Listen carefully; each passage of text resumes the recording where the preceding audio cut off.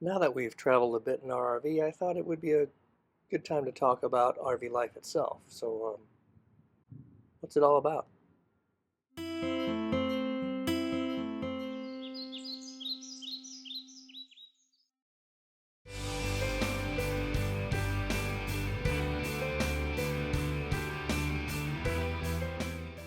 When we first thought about traveling in an RV, we had some basic expectations, mostly to do with comfortable travel. I mean, I'm a man of a certain age, and let's just say I'm glad the van comes with a toilet. Only seconds into this video and we're already on toilet talk. We have everything we need in the van, lots of storage for clothes for every season, a big fridge that holds a lot of food, a comfy bed to sleep in, but our real expectation was all about convenience. Not having to find a hotel at night or plan for one well in advance.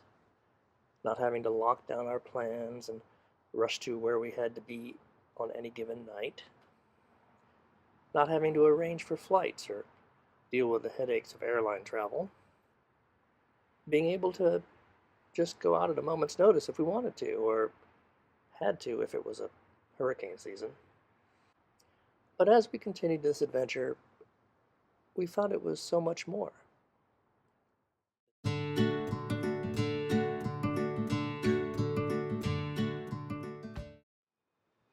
Before we owned an RV, it was difficult to arrange time to visit family and friends, even those not that far away. Somehow, an RV makes it all the more simple. I don't know if it's because you don't need to plan hotel stops or if the act of traveling in an RV just naturally leads you to friends and family. But it seems to work out that way. I've never lived anywhere for very long, so I'm used to not engaging with others as much as I could or even should. So the RV provides more opportunities for this, and I'm glad it has. We visited people we haven't seen in years, and it's been a blessing.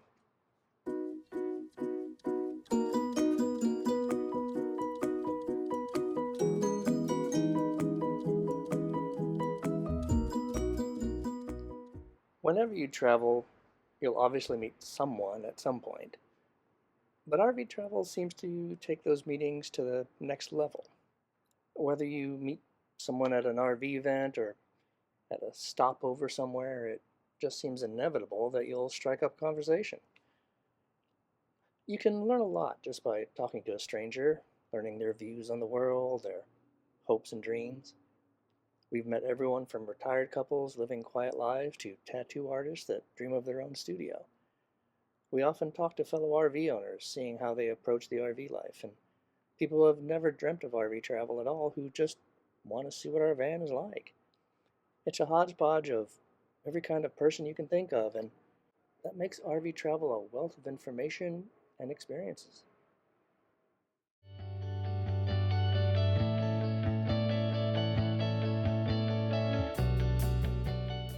When you travel, you'll probably go see the sights, even if just for an hour or two.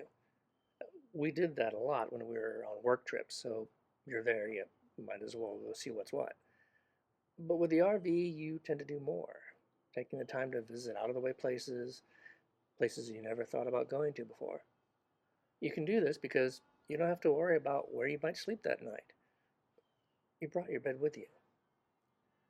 So if there's a place that is off the beaten track, you don't skip it just because you won't be able to get to some place you had to reserve miles away. You just need to find a place to park nearby and you're ready to explore. And because you don't have hotel reservations, you aren't constrained to just a short time to visit the sites.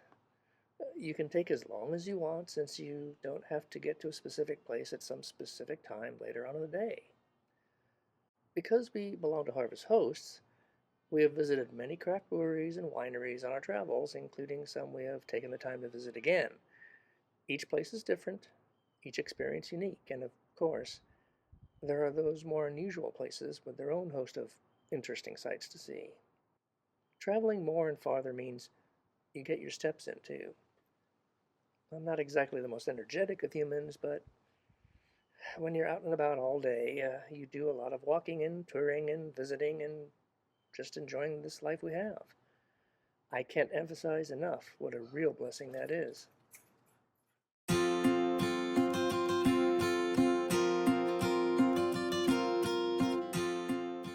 There's, of course, the knowledge you'll gain just by owning an RV. Whether it's learning about battery power, or testing out features and RV capabilities, or just figuring out how to fill the air in the dualies, it's always an interesting experience. That's one of the things I like about this way of travel. You don't just get in a plane and get whisked off somewhere and somehow disengaged from everything. You become part of the trip itself. It's more interactive. You feel more of a participant as opposed to just an observer. We have visited Europe using a guided tour agency, and it was great. I mean, it's so great we did it 3 times, but there was always something lacking in the end, something intangible that I could never quite figure out. Since getting the RV, what was missing became apparent. I wasn't engaged in the planning, either to where we would go or how long we'd be there. So there were places we went that I felt we either didn't get to see properly or that we spent too much time in. You didn't have the freedom the RV gives you just to pack up and go, stay as long as you want, or move on to somewhere else. And that's no fault of the tour, it's just the way it has to be. They can't plan something specifically for you when there are 20 others traveling with you.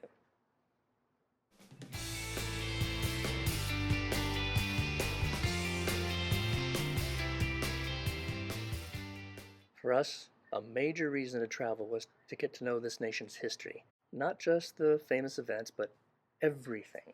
Our collective struggles matter. We live today because of what took place, both good and bad, in our shared history. It deserves study and appreciation, with pride and with regret. It's all a part of who we are and how we approach the future. So traveling in an RV is a different type of travel experience and even a kind of lifestyle if it changes your perspective, not only on travel itself, but those you meet on your journey. It's like you're getting right into the heart of the environment and the social structures and just the way others view the world and the places you travel to. Those nuances you just can't experience any other way.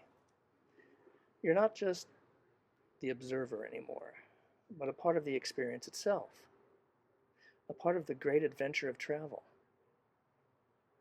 Maybe that's how it should be. Be seeing you.